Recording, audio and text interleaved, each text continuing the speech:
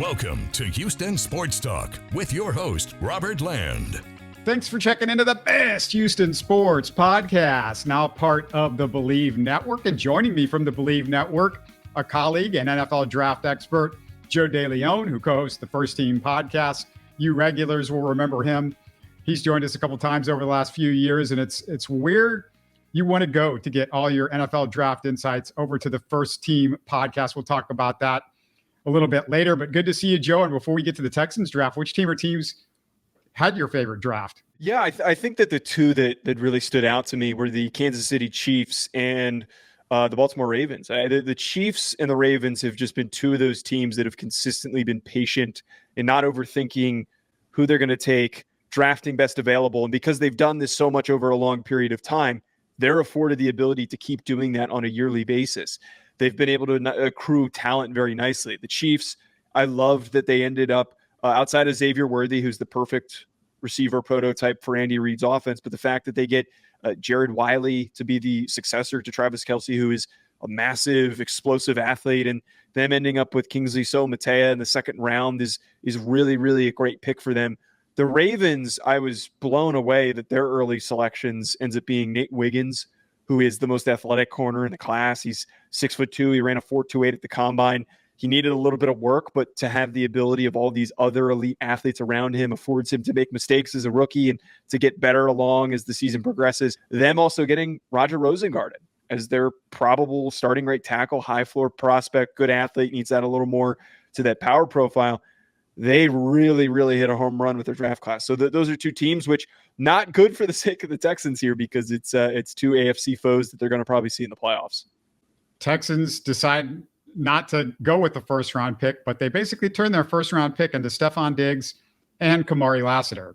Did you like what they did? Yeah, I was a fan of Kamari Lassiter. My co-host Ryan Roberts didn't love him as much, and I think that there were some folks in the draft industry that weren't super excited about him. But I had a pretty high grade where they got him at pick 42.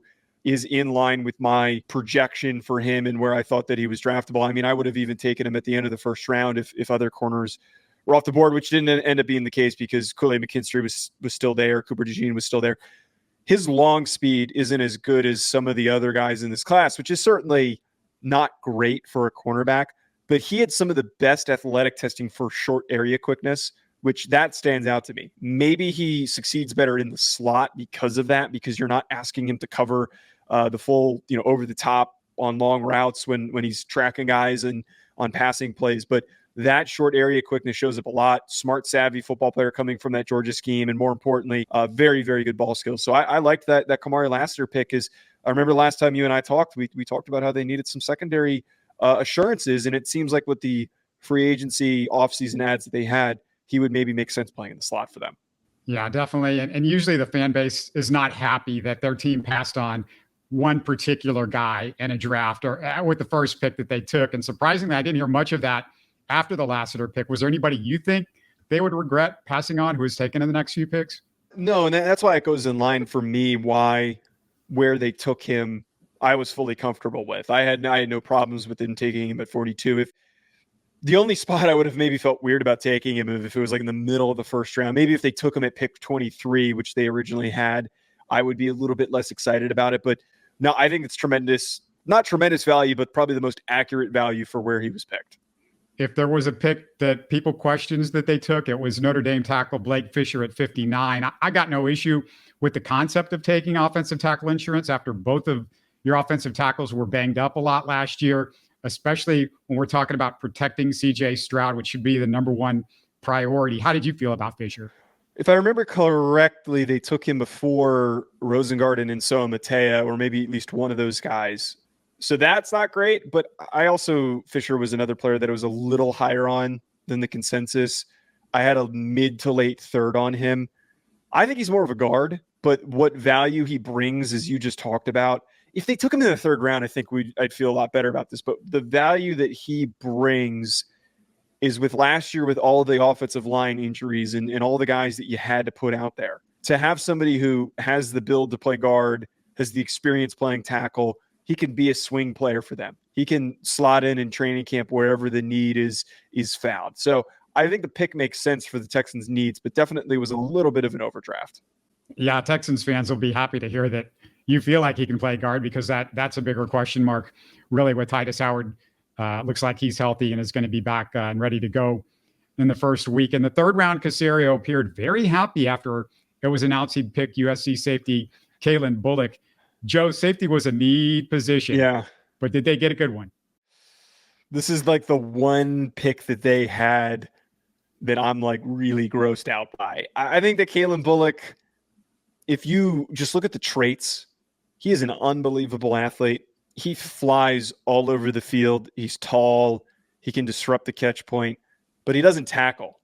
And he played for a team where he wasn't coached very well defensively in terms of angles and instincts and decision-making. And more importantly, like I said a second ago, his tackling. He's very boom or bust is why I bring this up.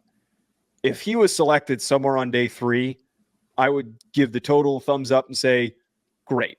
Because at the very least, because he's boom or bust, in a period of time, in a couple of years, he could pan out to be a Pro Bowl safety, or he could end up being like just a total miss and not being on the roster at all. If you get that guy in the 4th or 5th round, it doesn't really hurt you. But taking him at pick 78 in the 3rd round is a little tricky for me. Yeah, I talked to a USC guy who said, he's a 5-star guy. The USC defense stunk. He's had great ball skills, the interceptions, all of that stuff. Do you think D'Amico, obviously being so big into what he can do with guys, do you think it's somebody D'Amico really believes he can coach up and get rid of the stuff that, just wasn't working at USC? Yeah, and I think that makes a lot of sense for what you're talking about. I think Christian Harris was a guy last year that I said that they took earlier than I would have, and I wasn't super excited about the pick. And he ended up having a pretty strong rookie season for the Texans, and he was formerly a 5-star. The traits are certainly there. It makes sense for D'Amico Ryans to think and be confident in his ability to get the best out of his players. And that's why the pick would have been good for me if they took him a little bit later. It doesn't surprise me that his defensive mind and his defensive background of coaching those guys, that he thinks he can get something out of him. But I just would be cautious, as I think is probably the best way that I would put it for Bullock. Caserio called 4th round pick Cade Stover elite and everything you'd want in a football player. The Texans desperately need a tight end with combo potential as a blocker and receiver. Is Stover that guy, Joe? See, he should have taken Stover at pick 78 if he liked him that much. But see, if they flipped him, I think this conversation would be a lot more different. But I do really like Stover. I think for the way that you just described him, he tested really surprisingly well at the NFL Combine. I was expecting like a 4.7, maybe even a 4.8 in his 40, and he ran in the 4.6s if I remember correctly. So sneaky athleticism, really physical blocker, grind you out, puts his nose anywhere type of a blocker. That to me is excellent for your second tight end. To get that in the 4th round, to play behind Dalton Schultz is just awesome. That you're going to have. I really love the idea of how good this tight end room could be in the next 2 years. That Schultz is going to provide the production, and then Stover is going to come in and they're going to run some 12 personnel. They're going to run some people over, and he's going to catch some drag routes and some dump offs from Stroud, who certainly needs more of those types of options. So I'm all in on this one. I think that this is tremendous for their needs. And we talked a lot about their offensive line and figuring that out. If your offensive line deals with injuries, the only thing that fixes that up is bringing an extra tight end in and getting nice and, grinding things out and getting dirty. Was Farmer Gronk one of your top nicknames in the draft? That or Maserati Marv, his teammate. Farmer Gronk's definitely up there. He had some quote where he said something along the lines of, I forget what it was, but the farmer thing is awesome. It's great that he's just singularly focused, and you can tell that this is a hardworking kid. All right, so the next one is Oregon linebacker Jamal Hill. He was a 6th round pick. At this point, you're hoping maybe special teams guy, maybe somebody hits later in the draft. Last year, they took linebacker Henry To'oTo'o in the 5th, who never appeared to have the athleticism to be an NFL linebacker. Hill moved from safety to linebacker in college. Does he have more potential than To'oTo'o did last year?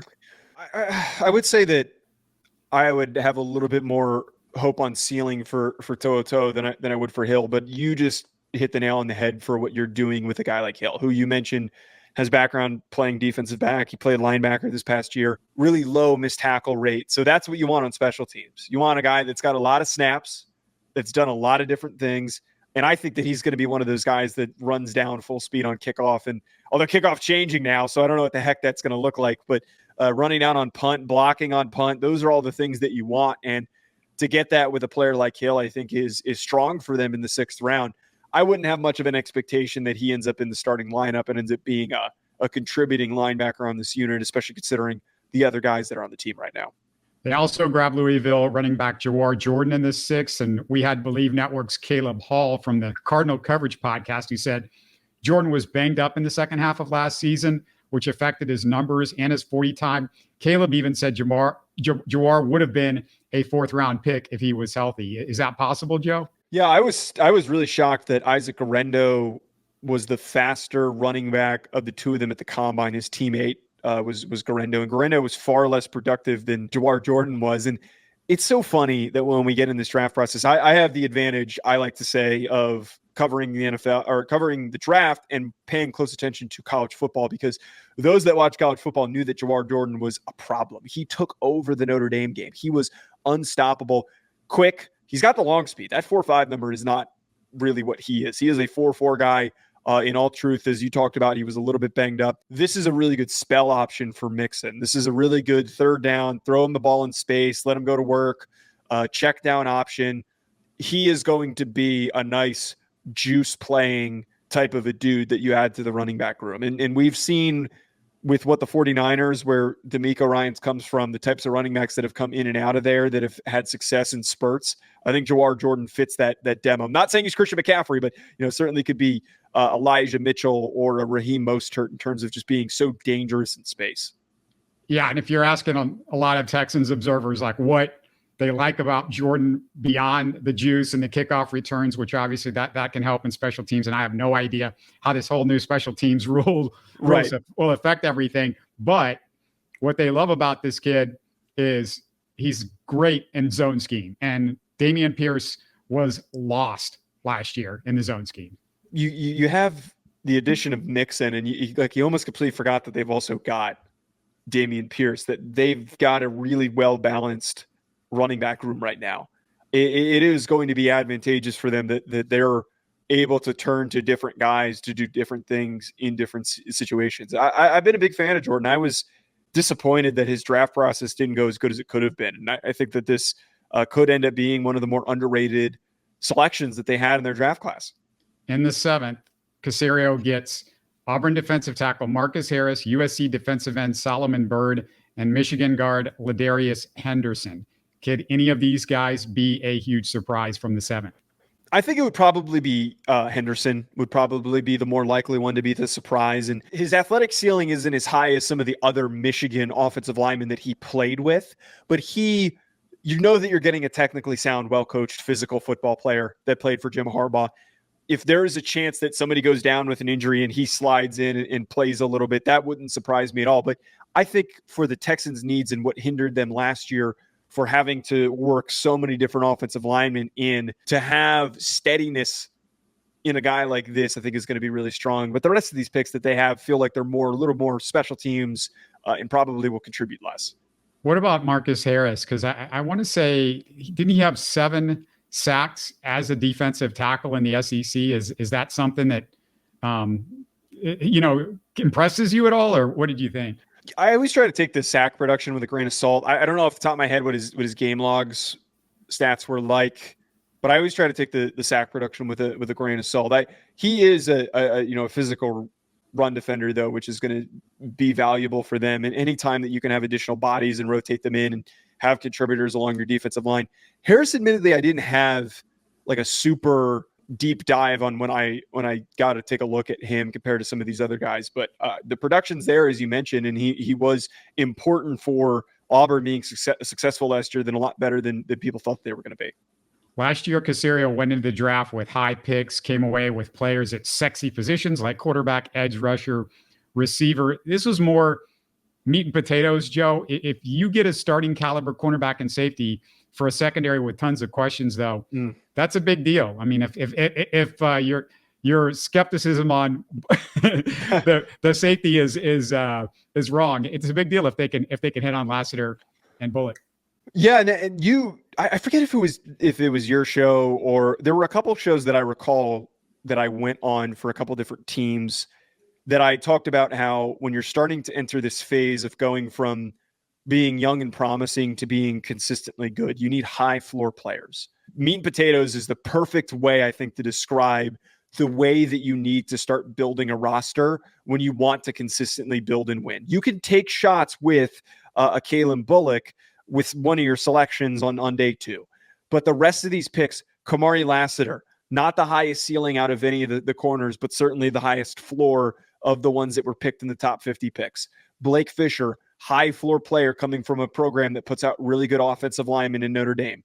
Cade Stover, high floor, well-rounded. Maybe he never becomes a tight end 1 on this team, but as long as he's a really good tight end 2, you hit a home run there. And then we talked about Jamal Hill being a contributing special teamer, and if he maybe rotates, and same thing with Jawhar Jordan. It's finding the guys that aren't going to be the all-pro or the really important starter.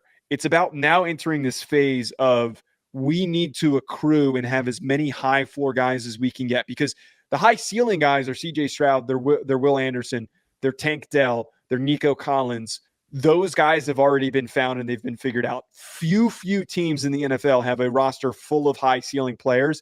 And more often than not, those types of teams, in my opinion, burn out the quickest. So I really like this. And it's reminiscent of a mesh between what has been successful for the 49ers and what's been successful for the Patriots. And it makes sense considering the front office and the head coach. Not to be cliche, but what do you give Caserio on this draft? What's your grade for him? I'd give him a B. I was very stringent on like the grades that I gave out this year. I didn't want to go too crazy. Like the highest I gave out was an A. I don't think you have to have like a home run to get an A+ in my eyes. But for them to fill out these roles, I think a B is fair. I think the concerns I addressed with Calen Bullock is probably what dips them down a little bit. But the meat and potatoes is what you need to win football games. And a B wins football games. People forget that. The B wins football games as long as you're not missing out on addressing positions of need. I think that the class that they put together is that of a winning football team. He's Joe DeLeone on X, the podcast, The First Team with Ryan Robertson, Matt Sims.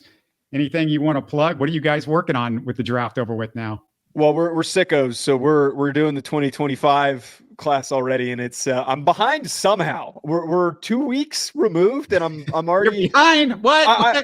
I don't know how this happened. Ryan's like, I've watched 40 guys. I see all these other draft analysts that are like, I've heard all of my top 10s already, and it's like, how the heck did I fall this far behind? But trying to get caught up on 2025, and we're going to be putting out some rankings and some scouting reports to get everybody ready for the college football season.